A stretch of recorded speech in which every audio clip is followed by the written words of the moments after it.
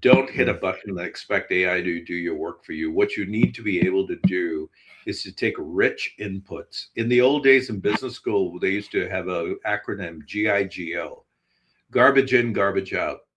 You found the Live Local Marketing Podcast, where business owners share their knowledge about what's working in the market today. No fluff, just their experiences and stories from people who are making it happen.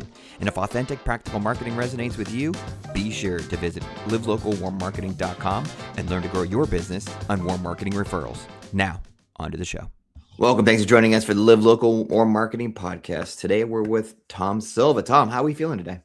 We're feeling great. It's sun shining outside. The snow's starting to melt here in Chicago. So, yeah, everybody's feeling good.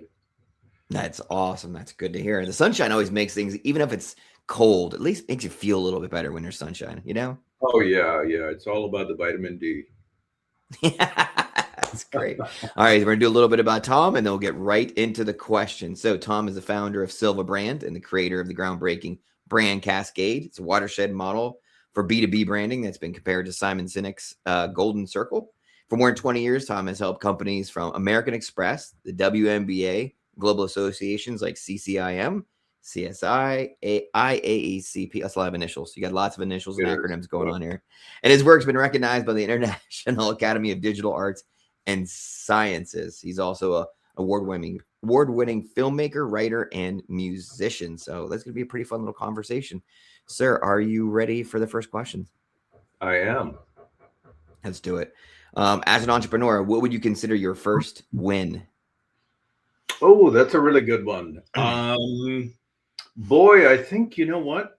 Creating a self-sustaining business Okay. is a huge win, and I think all the entrepreneurs will identify with this. The minute I made my first big hire and brought somebody on the team, that was a big moment because I knew that I was, scaling, which is really important. And it feels great, to be able to give somebody a livelihood, to inspire them, Mm. to motivate them. I just love that. So yeah, I would say it's a combination of things, but I think that moment when you realize I have a real business, I'm not a Yeah. freelancer, I've got a real business. I think that's a big moment. Who was your first hire? I mean, what position was it? Was it Yeah, no, my first serious hire was I brought on a senior strategist, okay? and he came from the world of sort of like service design, and he had done a lot of like qualitative and quantitative research, and we just started chatting, and I just realized I like the way you think. You're really interesting, Hmm. and you have a set of skills that I don't have necessarily, and so I think there might be a really nice synergy here. And so worked on a couple of projects. The first project we ever worked on was youth baseball. Oh, cool. And I'll never forget being sailing down the Nile in Egypt on my computer writing about youth baseball, and I'm thinking, okay, this is a moment, and communicating with him, and he was on the ground at the baseball park, dealing with all these crazy kids running around, and like absorbing the thing in full, and I'm sitting there, and it was a great moment. But yeah, that was our first big project. Wow, that was pretty neat. All right, so what would you consider then to be? You said he had a lot of the skills and things that you didn't. What would you consider to be your best habit? Yeah, I think I'm very much a creative marketer. And Mm. what I mean by that is, I just had a conversation with a guy from an Ivy League school this morning, sort of giving him some mentoring, and we were talking, and I was saying to him, like, you gotta go hard at what you really do and the thing that you bring that can't be replicated. And I think for me, it's, Mm. coming out of art school and being somebody who's written fiction and done other things, made films and things like that. I bring all of that with me to branding. And I think that's something that's not replaceable. The fact that when I come into something, I'm thinking about it, yes, in terms of functional benefits and features and things like that, but I'm also looking at your brand through the lens of creative expression. I'm literally thinking about it in terms of voice and color and geometry and all these other ways that people absorb brands. And so I think that's been, I think, one of the things that I've most enjoyed. So you have, speaking of brand and all the creativity, you have a background in music and film and all these different arts. Did they all come at one time, or did you like, hey, I was a musician and it kind of turned me on to music and then turned me on to this and then it built upon each other? Or were these like things that when you were a kid, you just enjoyed and did? A quick break before we get to that next answer, because I know that answer is going to be brilliant, which is why I chose this moment to interrupt. If you love what you're seeing and you want to run your business off of warm marketing and referrals, visit our website, livelocalwarmmarketing.com. It's got valuable resources, office hours, memberships, the book, an array of resources to help you get rid of cold calls, cold leads, door knocking, and run a business you can be proud of through referrals and warm marketing. Now, back to the show. Yeah, I think it was no, actually music came very late. I didn't start Okay. writing music until I was well into adulthood, and then it came like a torrent. It was just, it took Hmm. over my life for many years. But filmmaking was something that, I grew up with, kind of a movie crazy household, and we were watching films in different languages, and it was just great. And so if film happened first, then the music and fiction writing. I went to grad school for fiction writing. And I think all of those things happened progressively. But it's all storytelling, as is branding, Billy. That's Oh, I that's see. the key. So I think those things really fit, I think, very, very well. And there's so many synergies between the two. Yeah, that makes sense. So, of the different strategies you have in a very eclectic background, what is your favorite marketing strategy right now that you're using? Yeah, I mean, you talked about you talked about the brand cascade, and I think the simple idea of it is that brands are people absorb brands in so many different ways, and in many ways, I think Silicon Valley has been the sort of leader in terms of understanding how people use products, product design. Very old field with an incredible amount of like Stanford and all these incredible programs. I've been taking a lot from them and adapting them for the work that I do. And so the idea of being able to really unpack how people interact with brands is incredibly powerful. And so for me, when I'm looking at a law firm, I'm looking at a major international association. I'm no longer thinking just about, okay, tell me about your products. Are you doing gap accounting? Are you doing financial accounting? I mean, what exactly are you doing? No, I'm looking at like, tell me about the brand experience when they meet with your team. How does your team dress? What are Mm. their average ages? Because that has a huge impact in the way that people are going to experience your brand. How do your offices look? What is the lobby? What is the arrival sequence? When you send an email, what's the tone of voice? When they receive collateral from you, what are they actually getting? I had a professional colleague reach out, and she operates and works for me in some capacity, and she invited me to a dinner, but it's a dinner with her partner, and I told her, I said, that is a very specific aspect of your brand experience, is the fact that you brought me into sort of like the Mm. personal realm of your life. That creates an entirely different interaction. All of that bakes into what is your brand experience. And so being able to unpack that is what this brand cascade is all about. So that's where I get the biggest charge right now, is helping companies that thought that what they were doing was bone dry, boring, Mhm. and just Mhm. about numbers or whatever it is. Guess what, folks? A lot of people can do numbers. It's the way you do them. It's the way you interact with your customers. It's all of those enhancers and sweeteners and de-riskers and things like that that you throw into the pot that create the kind of unique experience that you deliver to your customer. You've mentioned several academics as well. Do you get a lot of your inspiration from the world of academics, or are you going out into the field and like looking online and seeing feedback and polls? Like, where are you getting your inspiration to help marketers at the moment? Yeah, it's a really good question. So anybody who's locked into just like kind of like marketing books and all that isn't going to get very far. Most of them aren't Mm. that illuminating. The world has changed, and the way that people are interacting with media and receiving information is completely different. So, when I was coming up, the four P's of marketing was the gospel truth. Today, it's many more P's. Like there's so many other levers at which that affect the buying decision. So I get it from academics. There's incredible brand theories out there have actually really changed the field. Max Blackstone, Susan Fournier, David Acker is a big one. I was just using him 2 weeks ago with brand portfolio theory. But on top of that, I read anthropology.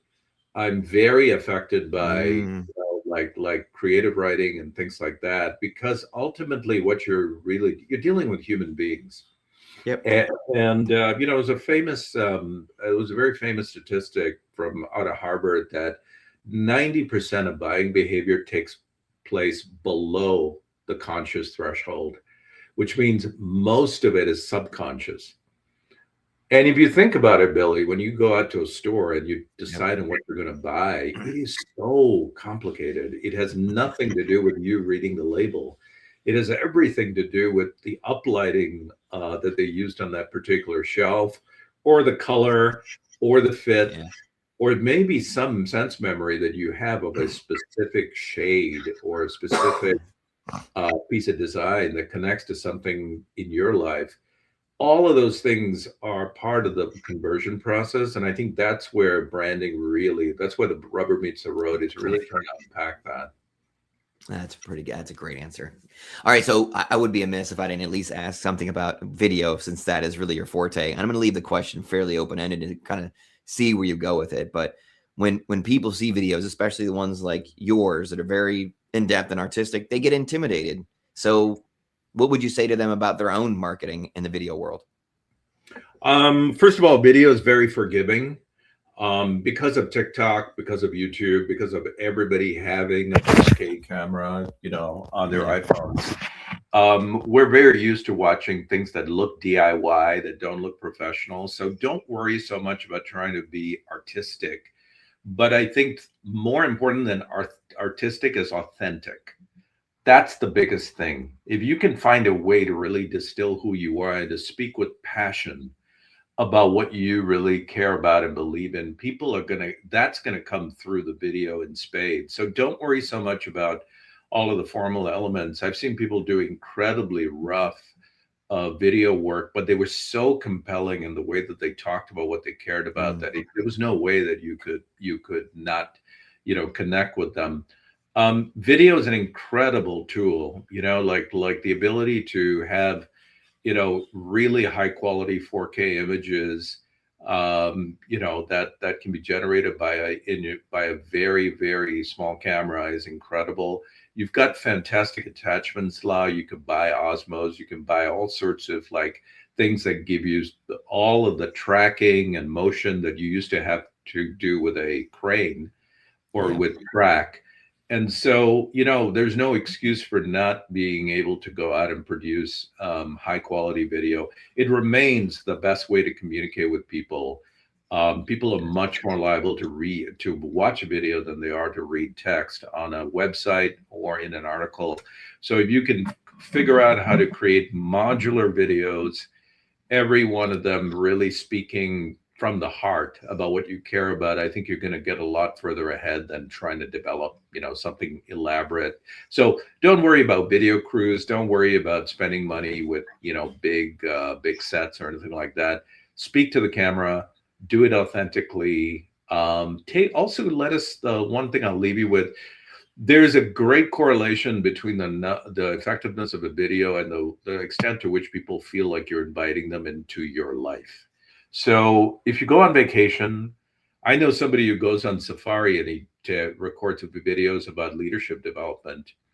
And if you can bring us along with you on the kind of parts of your day and show us a little bit about who you are, cool. That's very compelling. Yeah, that's really good. Well, I mean, you're in Chicago. There's so many sights and sounds in Chicago too. You just got to bundle up for it certain times a year. Yeah, right. Layer. That's the key. Lay it up. Yep. All right. So when you're talking about branding, you've already given us a lot of great insights on branding and the types of questions you ask. Let's flip it around and say, listen, what do you tell a client who sits down and they're just not even close with the branding? They think they're one thing. You're looking at all the stuff. You're like, you're not. How do you have that conversation with them in regards to this is the reality of really where you are? Well, I tell them that, like first of all, we go out and we capture qualitative data and quantitative data, so surveys and interviews. And then we come Okay. back to them and we tell them, this is what your customers think. And guess what? It's not, Mhm. it doesn't even correlate with what you told us about your brand. So let's listen to the voice of the customer. And so the customer, again, I'll go back to the brand cascade that we created. The customer will tell you aesthetically, this is what I see with your brand. Functionally, this is what I see with your brand. Symbolically, connectively. So when you go through all of the different ways that they're interacting, you might find that the way that somebody was greeted at a conference was enormous in terms of the impact that it had on them, or that a piece of content that you created, or maybe it was a video, or just simply a putting an introduction that was offered, was huge in terms of their brand experience. So what I would say to them is to think a little bit more holistically about the way that your brand appears in the world. You are not just a series of features and benefits. Please do not let's retire the bullet pointed lists. Let's get rid of the 30-point facts and features column, and let's try and understand what the customer is actually experiencing, and ultimately focus on the impact of what you're doing, rather than the old Steve Jobs line about start with the impact and then reverse engineer back to the product. That's exactly the same for a law firm, an accounting firm, a real estate company, all these B2B brands that think that they do something so functional and so boring. Yeah. I hear the term widgets, right? All the time. Oh, we're just making widgets. You're not making widgets. If you're approaching your business as you are making widgets, there's 50 guys out there making the same product. You're never going to be able to break through, and you will not be successful if your attitude to your business is you're making widgets. You have to find what the actual brand is built behind that, and usually that's the human part of your company. That's where you make the real impact. So the human part of the company. Let's focus on that. So what are some of the favorite uses of AI right now in regards to, you just talked about the importance of the human impact, but AI is slipping in and it's definitely a part of it. Mhm. What are you using right now, and in what ways?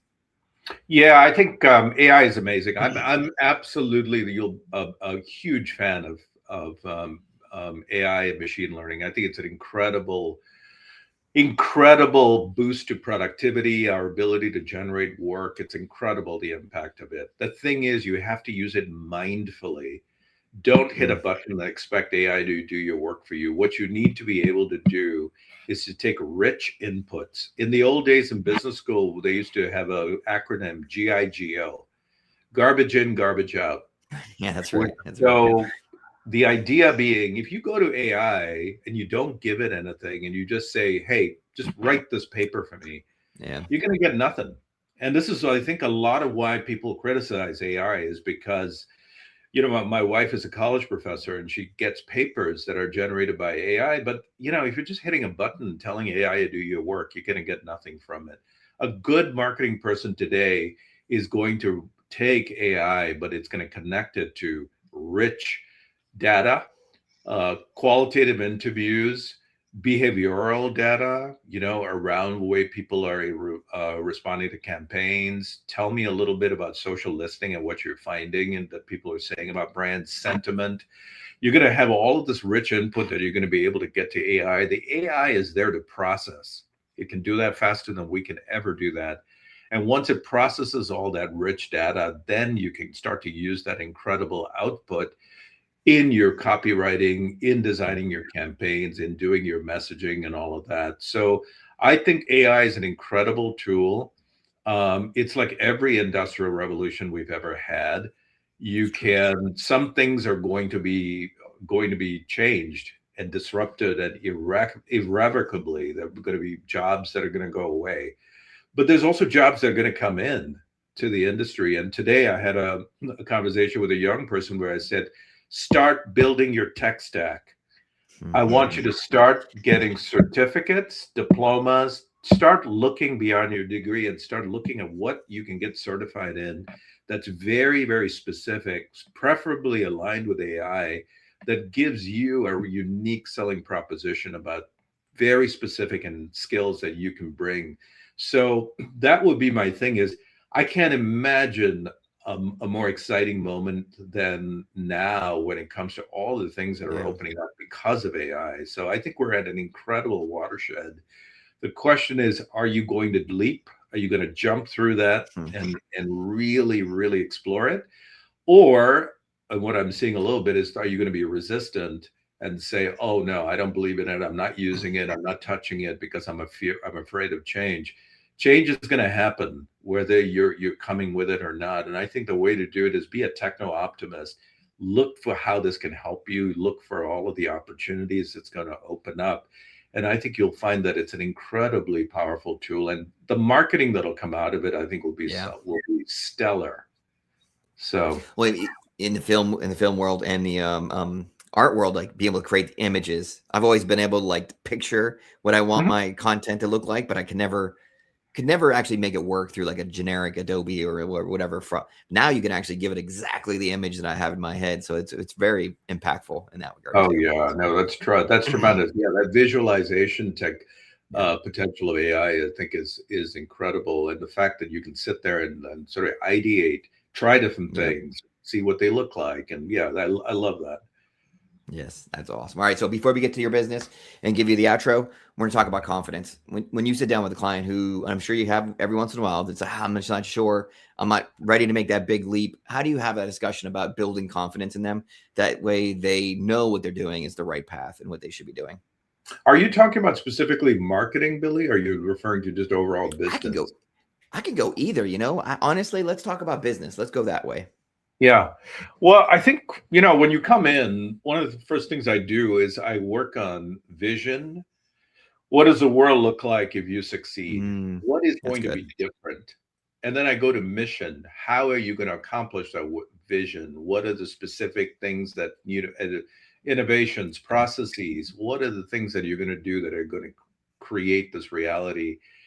And then your positioning statement. And what I'm trying to get at is really get people to connect to why, the big why behind why they're doing what they're doing. Yeah. Ultimately, it cannot be about money. And if it is No. about money, then you have a commodity. Cannot be a commodity business. And the way to get confidence is to really connect to what is the spark, what is the thing. And every entrepreneur that I know ultimately has a spark and a passion and a vision of what the world looks like, that they can sometimes they can't identify it, and they need me to come in and start to unpack that. And I think that is the quickest way to confidence. It's like stepping into a room when you know who you are, you know what you represent, you're absolutely, confident, Yeah. and That's you're good. incorruptible. It's the best thing to be, when you go in and you cannot be swayed because you really understand or know what you believe in, and you're really willing to fight for that. You walk in with a tremendous amount of confidence. If you come in not knowing where you stand on things and Yes. bending in the wind, then it's a lot more uncertain. It's more anxiety provoking. Going to have a much more difficult time. So I would say lead with what you know and what your vision and passion are. And if you can do that, I would say that's true in life as well. But if you can do Yes. that, Yeah, I that's think right. you're going to be a lot more. You're going to get a lot further ahead. Oh, I like that. The question of where would the world be without what it is you're providing? That's very impactful because that motivates as well as instills the confidence. So that was wonderful. All right, so let's get to your business. Where what do you got? What do we do? And where can people get more information from you? Sure. Silva Brand, based on downtown Chicago. I think we are a very unusual boutique branding and marketing agency. And the reason I say that is when business owners, CEOs work with us, what they find is we're walking in the door not as marketing people, we're walking in as strategic business owners, people Yeah, who've been on the other side. that's good. I get into the highest levels of strategy, and oftentimes people will say, well, is that truly marketing? Well, Peter Drucker used to say that marketing is the entire business seen from the point of view of the customer. If you apply Peter Drucker's definition of what marketing is, it is absolutely the highest level of Everything. strategy. Yeah. It's just that I'm seeing it from the point of view of the customer. So when I walk in, I'm understanding the business of the business. We are writing copy like your biggest specialists in your industry. We're making decisions on very fundamental things, and then we're finding the brand expression and the visual strategy to be able to tell that story to the marketplace. But the key is I'm unpacking your brand from the point of view of the customer, not from the point of view of the person in the boardroom. And Oh, so when I sit down to actually look at the way your brand experience is structured, I may be revealing things that are so hyper emotional. I'll give you one example in Silicon yeah. Valley. They know this, and now I'm bringing it to the rest of the world, the unboxing experience. So when you get your iPhone, when you somebody just gave me a mug that keeps your cup of coffee warm all day, Nice. the Nice. unboxing experience, every piece of that package that came apart, and the little message in it, and the little crinkly paper, and the way that I had to Hmm. detach it, it was a jewel box. And that's specific for a very specific reason, because jewels imply value. Yeah. Jewels implies something that's really, really like close to you in terms of like how much you need it and value it. And so that unboxing experience is a perfect example. You haven't even gotten to the product yet, but guess what? Yeah. That just that ritual is incredibly powerful in the overall experience of the brand. Imagine if that same product had arrived in a plastic, wrapper. Brown paper bag. Exactly, or saran wrap with a little bit of Yeah. bubble wrap on the inside. Be a whole different thing. So Yeah. with I would say for all the businesses out there, one of the things that we do is we reveal your unboxing experience. Nice. We are showing what happens before people even touch the product. How were they greeted? How were they experienced? Where were they taken? What were the colors? What were the forms, the geometry, all the rest of it? What's the brand voice? All of those things that absolutely drive to the close. And if I may, Billy, I'll just add this. One of Yeah. the things that we've created is a purchase formula. And the purchase formula, which comes out of the brand cascade, is the whole idea that when people decide to push the button or sign the check or click the link in order to purchase your product, they are doing it for a whole host of reasons. We identify four things that are going on. There's a driver, which is an overwhelming and overriding need that needs uh, to have your product because there's something going on that absolutely your product solves. But then there's this other stuff. There's an enhancer, which is a sweet sauce, a reduction sauce that makes your product go down really easily. That could be an extra that you throw in. It could be a 2 month trial of something. Yeah. It could be Yeah. some sort of sweetener and enhancer. There's also a de-risker, which is a way of saying there's a little friction here. I'm not sure about this product. Well, guess what? There's some ways that we can de-risk that. You remember when Korean automobiles entered the United States, what did they give you? A 7-year warranty. That's a Yeah. perfect Yeah. Yeah. example of a de-risker. Take all the risk away. Don't give me an excuse to say, I'm gambling a little bit. No, I'm going to Yeah. de-risk this. And there are many ways of doing Yeah. that. And the last thing is the amplifier. What is it in your brand that's going to get somebody to talk about you to their best friend, or to send a note saying, man, you got to try this thing out. Why didn't I have this, like, 5 years ago? When people start wanting to tell other people and share something, then you've got something which is really viral and powerful. All of those things are part of your purchase formula. Most people think it's just the product. The product is a widget. Widget takes care of that problem. Guess what? That's not the case. There's these three Mhm. other things that are going into that purchase decision. If you can bake in and really find the formula for that and really engineer it right, you're going to convert every time. And that is the key to the way that we approach branding. We are not here to create brochures and pretty websites and all the rest of it, which we've Yeah. done, we do. But ultimately, what we're driving is to the close. How do we get the product or the service in the hands of the customer. That is awesome. With all the insights, the psychology, the anthropology, the filmmaking, this music, the eclectic background makes it so your company definitely is unique beyond others that I've spoken with. So this is very fascinating conversation, and I appreciate your time here today. And probably could do it for another 2.5 hours. We could chat psychology and marketing forever and ever. But Likewise. I need you to get back. Need to get you back to your clients so that way you can help them out as much as you've helped us out today. So we thank you for your time and appreciate it. Thank you, Billy. And if I may, if anybody wants more information about this, I invite them to visit our website, which is simply just silvabrand.com. Yes. Wonderful. Thank you very much. Of course.